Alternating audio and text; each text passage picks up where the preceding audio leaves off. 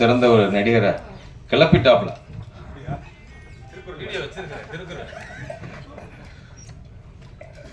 நல்லார் ஒருவர் உலகில் அவர் போற்றி எல்லோருக்கும் பெய்யும் மழைன்னு சொல்லுவாங்க. ஒருத்தர் இருந்தாலே மழை பெய்யும்னா ஒட்டுமொத்த மேடையும் நல்லவங்களாம் அமர்ந்திருக்காங்க அப்படின்னா எவ்வளோ மழை பெய்யும்னு பார்த்துக்கோங்க. ராமநாதபுரத்தில் பெய்கிற மழை சென்னைக்கு நாளைக்கு வர வாய்ப்பு இருக்குது. ஏன் நல்லவன்னு சொல்கிறேன் அப்படின்னா, ஒவ்வொரு படைப்பாளிக்கும் ஒரு சமூக நோக்கம் இருக்கணும். சமூக நோக்கம் இல்லாதவர்கள் படைப்பாளியாக இருக்க முடியாது. சமூகத்தில் நடக்கக்கூடிய அவலங்களை ஏதோ ஒரு வடிவத்தில் அதே மக்களுக்கு கடத்தணும். அப்படி கடத்தக்கூடியவர் தான் தயாரிப்பாளராக இருக்கக்கூடிய மரியாதைக்குரிய அண்ணன் சுரேஷ் காமாட்சி அவர்கள். எத்தனையோ இடையூறுகள், அவர் அவருடைய கருத்தியல் சார்பாக அவர் இந்த களத்தில் நிற்பதற்கு எத்தனையோ இடையூறுகள் உண்டு. அந்த இடையூறுகளும் தாண்டி தன்னுடைய கருத்தியலில் உறுதியாக நின்று கொண்டு தயாரிப்புகளை செய்யக்கூடியவர். அதே போல இந்த படத்தினுடைய கதை, வசனம், இசை எல்லாவற்றையும் உருவாக்கி இருக்கிற இந்த படத்தினுடைய உண்மையான நாயகனாக இருக்கக்கூடிய மரியாதைக்குரிய அண்ணன் தம்பி ராமையா அவர்கள். மனசுலேருந்து பாராட்டுதுன்னு சொல்லுவாங்க. சில பேர் உள்ளுக்குள்ள ஒன்று வச்சுக்கிட்டு வெளியே நீங்களாம் நல்லா வரணும் தம்பி, நல்லா வரவேடா, வந்துடுவேன் விட்டுருவானா அப்படிங்கிற மாதிரி பேசுவாங்க. ஆனால் உண்மையிலே மனத்துக்கண் மாசிலநாதன் அனத்துக்கண் ஆகல் நீரபெற அப்படிங்கிற மாதிரி உள்ள ஒன்று வைத்து வெளியே ஒன்று பேசாமல் எல்லோரிடத்திலும் வெளிப்படைத்தன்மையோடு பாராட்டக்கூடிய, அவர் அளவுக்கு பாராட்டுற மனுஷன் எனக்கு தெரிஞ்சு என் வாழ்நாள் நான் பார்த்ததில்லை. அப்படி பாராட்டுவார். உண்மையிலே அவர் நமக்குள்ள இப்படி திறமை இருக்கா அப்படிங்கிறத அண்ணன் தம்பிராமையா அவர்கள் பாராட்டும் போது தான் தெரிய வரும்.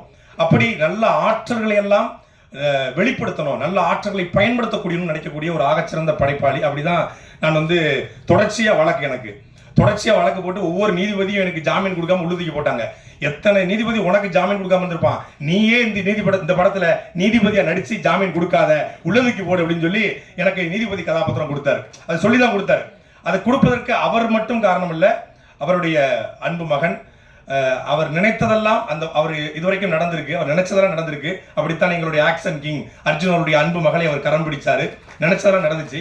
அதே போல இந்த படத்தில் என்ன நோக்கத்திற்காக இந்த படத்தை எடுத்தாரோ, டேரக்டர்னா பொதுவாக சொல்லுவாங்க, நம்மளும் நிறைய இயக்குநர்களை படப்பிடிப்பு தலங்களில் பார்த்துருக்கோம், பரபரப்பாக இருப்பாங்க, ஆக்ஷன் கட் போயிட்டு இருப்பாங்க. அப்படிலாம் கிடையாது.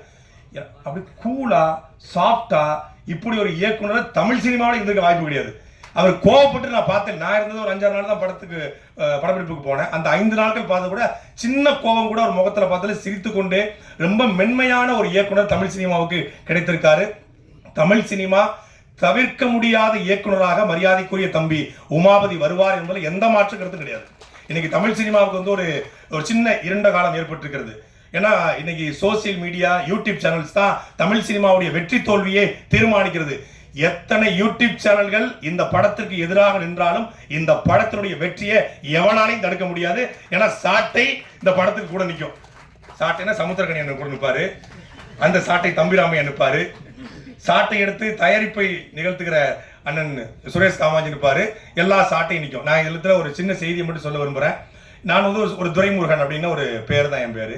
ஆனால் எனக்கு முன்னாடி ஒரு அடைமொழி உருவாகி இன்னைக்கு தமிழ்நாட்டில் ஒரு 13 வழக்கில் என் பேர் சாட்டை துறைமுன் இருக்கு.